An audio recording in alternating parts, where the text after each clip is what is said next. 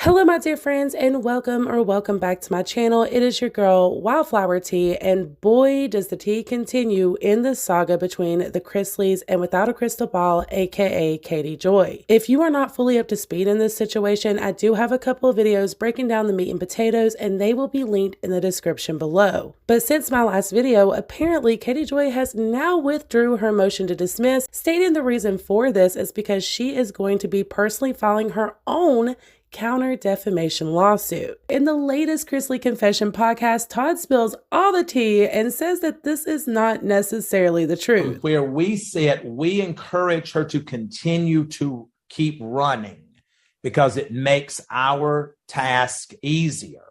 I think that she stated now that the suit that I have filed against her has been delayed because waiting on my trial. Not true. Not true.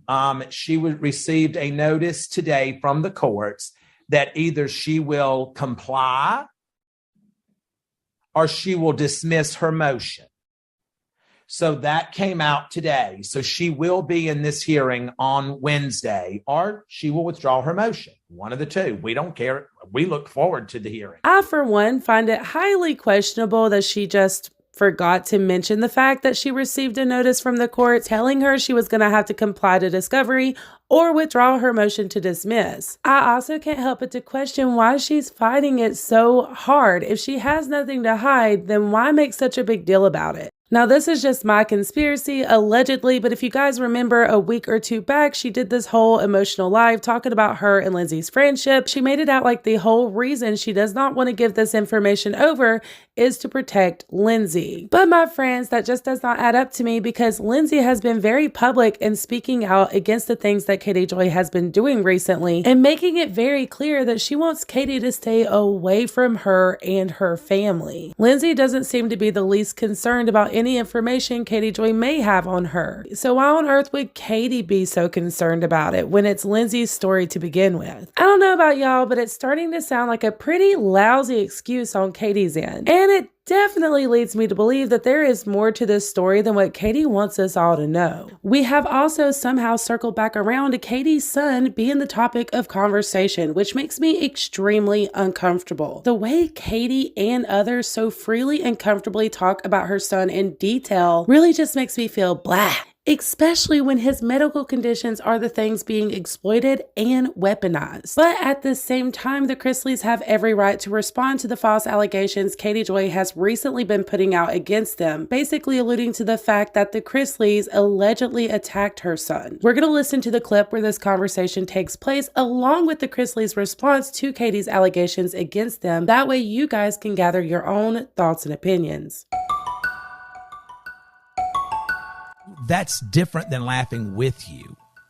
And, you know, to use your child as an outlet to garner clicks, to say that your child has all these issues, that he's so ill. And if you're, and I'm just asking you as a mother, because you have technically will have raised 6 children. Yes. If your child was so severely ill, would you be on the internet all day long, typing and commenting? And I wouldn't be leaving my child's side if they were severely ill. Okay, well, that's kind of how most real mothers feel. And you would go MIA. Absolutely. You would be there with your child every day, making sure that the delay in their learning or in their, motor skills or their mental capabilities and physical needs are met. Absolutely. You wouldn't be on Instagram or YouTube sloshed out of your mind if that's what, listen, I don't know if this lady's drunk or if she's not. If she's not, then there's a bigger issue, because at least with alcohol, you could blame the stupidity on it. Oh, no, he didn't. But, then that, to me, that speaks volumes about you as a parent.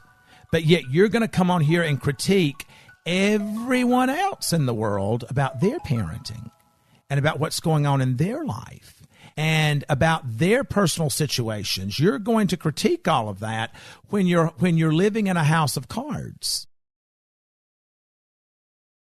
So I want to address just a couple of things, with that YouTuber. The YouTuber seems to have gone off her rocker because she says that we attacked her child.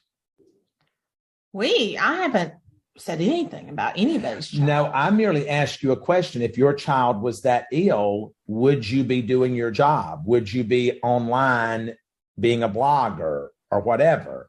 And you said, I wouldn't leave my child's side. And you still stand by that. Absolutely. That's not directed at any person. That is my own personal conviction that if I had a child who had health issues or needed, I would be there, yes, by their side, morning, noon, and night. This YouTuber, she tries to flip the script.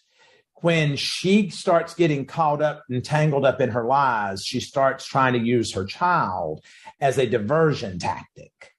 They attacked my child. We've never attacked a child in our life. Nor would I. We try to help children, unlike the YouTuber who wants to go out here and post people's children all over her format and with pictures of them and whatever. And then she gets offended when I say, if your child is as sick as you have claimed that they are, then you should shut up, close the lid on your laptop, and take care of your child. Be a mother, not a YouTuber. Okay, I personally have mixed feelings about this conversation, and it is definitely a double-edged sword because personally, I do agree with what Todd says here. It is very hypocritical to go onto your public platform on a daily basis and talk about other parents and how they're not good parents. We've seen Katie do this with so many different families, the Duggars, sister wives, the Collins family. Like, she is constantly putting in her 2 cents on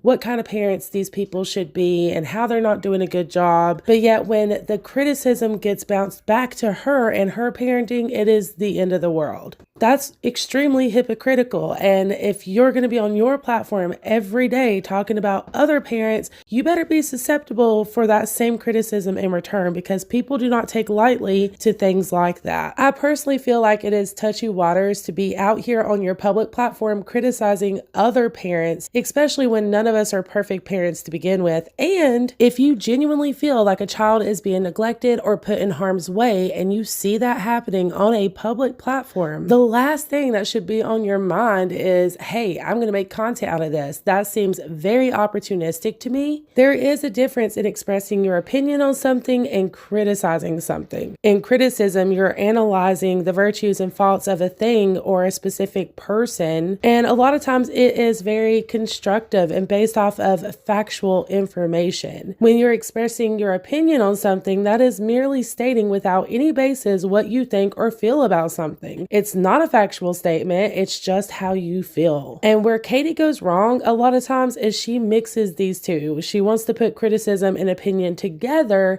and that is how she gets in these defamation lawsuits. You cannot give your opinion on something and try to sell it as fact, especially when it is false information. In my personal opinion, I think it is morally wrong to be out here questioning if anyone's kid is actually sick or not, or how sick they really are. And unfortunately, I have seen several videos, tweets, and posts being made saying just that about Katie's kid. Katie's child is no exception to the fact that that is not acceptable behavior. Of course, this is just my opinion, and I know it's going to ruffle up some feathers, but in saying all of that, I will also say I don't think it's cool that Katie is out here sharing such sensitive information about her kid to begin with, especially with the amount of hate that she receives on a daily basis and has for several years. She essentially has put a target on his back, and that has always bothered me as well. So like I said before, you guys, I definitely have mixed feelings about all of this, as much as I understand where the questions and the frustrations come from, because a lot of the things Katie says just does not add up with other things she said in the past. However, I personally do not think that it is my place to be questioning any of these things about her child. I want to know what you guys think though. Do you think that Todd went way too far by even bringing this up for a topic of conversation on his podcast, or do you agree with him. Let me know your thoughts and opinions in the comments down below. Also, please remember to be kind and do not send hate to anybody mentioned in this video. If you would like to stay in the loop with this continued saga between the Chrisleys and WACB, please consider hitting the like button, subscribing before you go,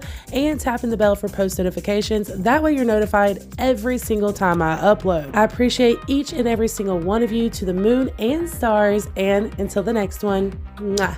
Bye guys!